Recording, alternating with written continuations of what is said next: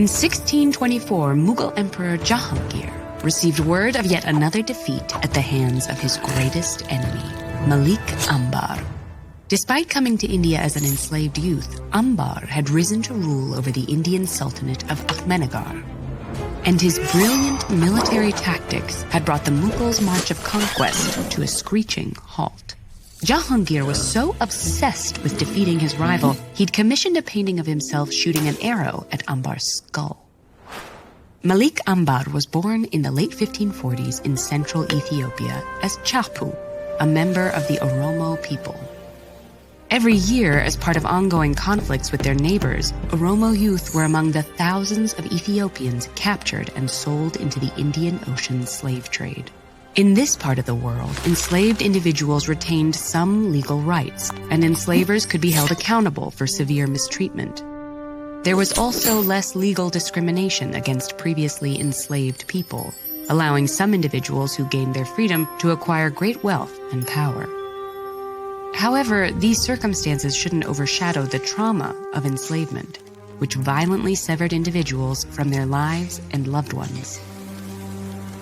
Around the age of 12, Chapu was among those taken into bondage. Captives were typically shipped to the Middle East or South Asia. Women were sold into sexual slavery as concubines or forced to become domestic servants, a position in which they often had to endure harassment and sexual violence. Men were either purchased for dangerous physical labor or by wealthy individuals who trained them to become servants of the political and military elite. Chapu was part of the latter group. He was taken to Baghdad, where he was educated in Arabic, among other subjects, and converted to Islam before being resold to the chief minister of Ahmednagar. The minister himself was a formerly enslaved African, but after being freed, he'd risen through the ranks, becoming second in command to the Sultan himself. Chapu, now known as Malik Ambar, became the chief minister's protege, observing him advise the Sultan, enact policies, and navigate court politics.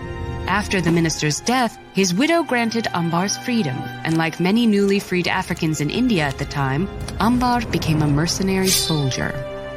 Ahmednagar was frequently under attack from Mughal invaders, who were determined to expand their empire. But Ambar's daring guerrilla tactics derailed the invaders' plans by interrupting Mughal supply lines. Ambar's military success earned him a following, and in 1600 he used his influence to take advantage of a royal power vacuum. After placing a young puppet ruler on the throne, Ambar became the regent and new chief minister. He also married his daughter to the new sultan, creating a direct tie to the royal family. Not all parties were pleased with Ambar's power grab, and the new sultan eventually conspired to remove Ambar from power. But before these plans could take form, both conspirators were mysteriously poisoned. The Sultan's 5-year-old son was then placed on the throne, giving Malik Ambar, a once enslaved ex-soldier, complete political, economic, and military control over Ahmednagar. Ambar remained in power for over 25 years, bringing long-term stability to the embattled region. He built a new capital city, negotiated trade deals with Indian and European merchants, and reformed the tax system to better protect peasants. But most importantly, he continued to foil the Mughal invasion. His ragtag army of local Indians, enslaved and newly freed Africans, was religiously and ethnically diverse, yet they were united by Ambar's leadership.